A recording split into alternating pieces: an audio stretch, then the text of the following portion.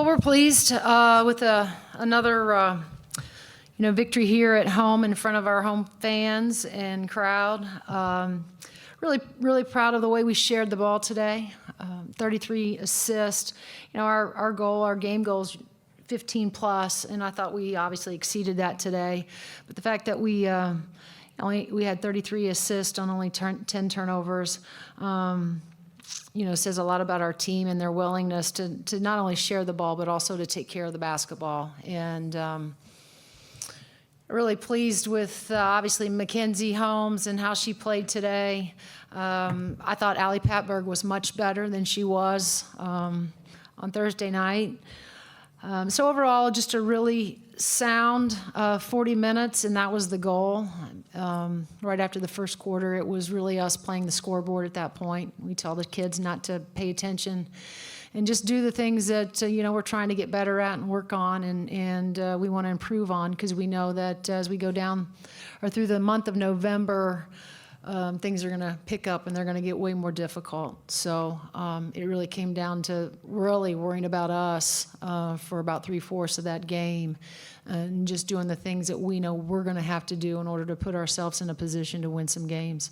Questions? You've always talked about the first 4 minutes of quarters playing fast and on transition. It seemed like that was on full display in today's game. What can you say? Yeah, well, I think our kids like playing that way also. It's not only our philosophy offensively, and something that we feel like at times that's our best offense, but you have to have the willingness of your players to want to run the floor the way our guards do, and also hit ahead and be unselfish and find the open person. So it's a matter of who we are, and that's offensively part of our identity is as we call it, playing fast. And so I thought today, even in the second half, in the stretch, we still had our players running the floor hard, even though the game certainly was out of hand at that point. But that's a testament to our players and the discipline that they kept throughout. In the back. All right. So IU started off on a 15-0 run to start the game.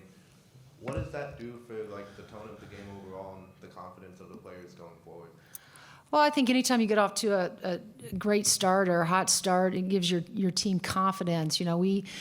I gave them one goal, to start the game, and that was, for them to have to call the first time out, and that gives them something that they can, it's a goal, a reachable goal that, they can go out and they can get. I don't know if they called it or if it just went right to a media. It looked like they called it, and then it was an injury, I think, timeout.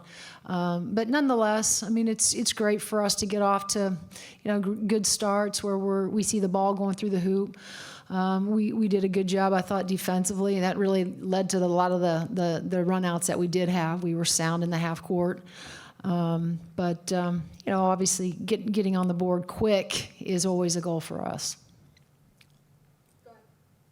At the last game, you touched on the shot selection wasn't how you would like it, and you told us not to expect the shooting percentage to carry on through the whole game. That's really what happened today. You shot 63% Sure. the whole game. How happy are you with the better shot selection as a whole from the team today? Well, I guess I'm happy I was wrong, right? That I didn't think that we could do that. But certainly our shot selection was better. I think it's because we had our turnovers were lower. I thought we had better point guard play with Allie Patberg. I thought she and Nell ran their team, this afternoon, and didn't get carried away with trying to over dribble, and I thought all of them just really took what the defense gave them, and shared the ball. Obviously our runouts were important. That's probably why you see the percentage. A lot of those were layups, if I had to guess. But the fact that we still had 33 assists. Those weren't all on runouts. That was sharing the ball in the half court as well. So it was good to see us shoot. And we still didn't get our free throw goal percentage goal, because I want to be in the 80s. And so that's the one goal that we didn't get today. But still got work to do there. You got to see Patberg bounce back in a really big way. 7 assists in the first quarter alone. What was it like to see her really step up again and be the leader? Sure. that she is? Not surprising. We've seen Allie, have moments where, like she did the other night, where she played poorly, and she realizes that. And as I've always said about Allie Patberg, there's no one that's harder on herself than Allie Patberg. And so the turnaround today, the sound performance that obviously she displayed was what I expected her to do. Good players hang on to that. Great players let it go and realize that the next game is an opportunity to get things right. And she did that today. So I was happy to see that for her. To go off of that, this is the second time I think she's been pretty close to getting the first ever triple-double in program history. I mean, I know she's just going to be happy with the win. Yeah. But is there just like an attempt to try to help her get more? There was. She wasn't going to play at all in the fourth. Liz had mentioned, she probably got the information from Megan, and so she had mentioned to that.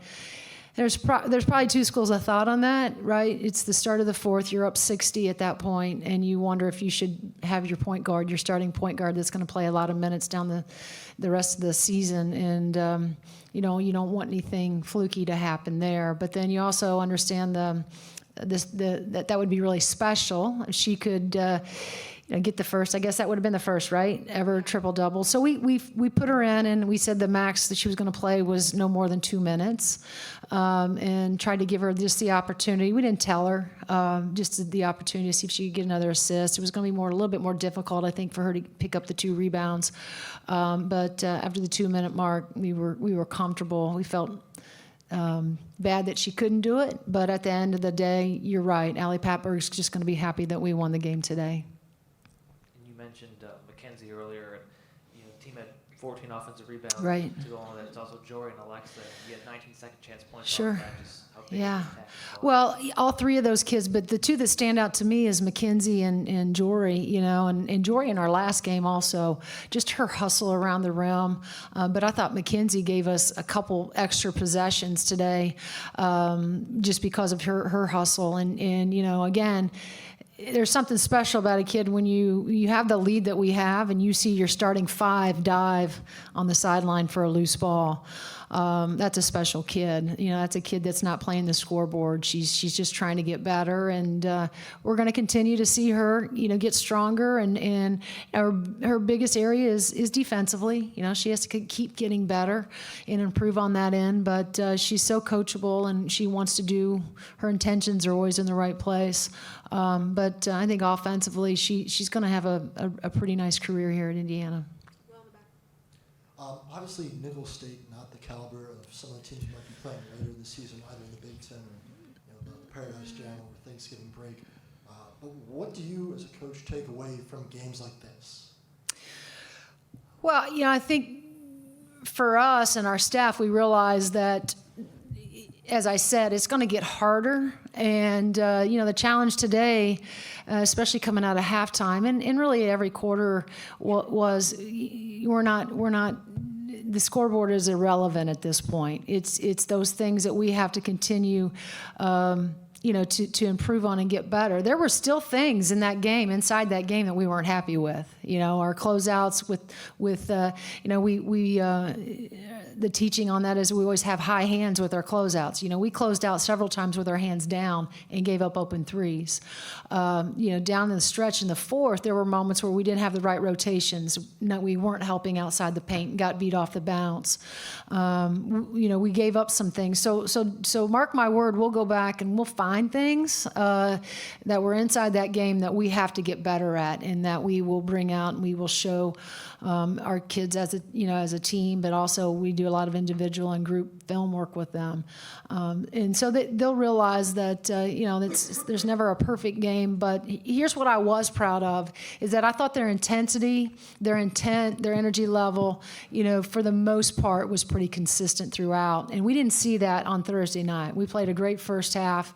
Then, as you guys know, I thought our second half was subpar. And so I really got in on about finishing out the right way, regardless of the scoreboard. And I thought that they were intent on doing that.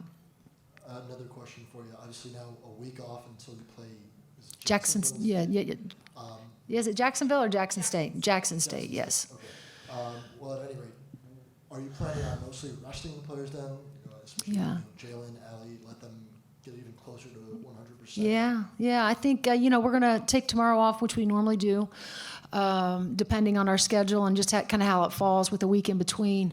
We'll take Monday off. We'll come back and watch film Tuesday, lift, get a practice in. We're going to take Wednesday off and then go back to work on that Thursday, Friday, and Saturday. So it is a great opportunity for us to get some of those guys rest, try to get them healthier, but also really dissect some of the things, again, we still got to get better at, because the month of November for us is no joke. It's going to be really difficult. We got to go on the road here after Jackson State, and then, as you guys know, go down to the Paradise Jam or the Virgin Islands. So it's going to pick up here.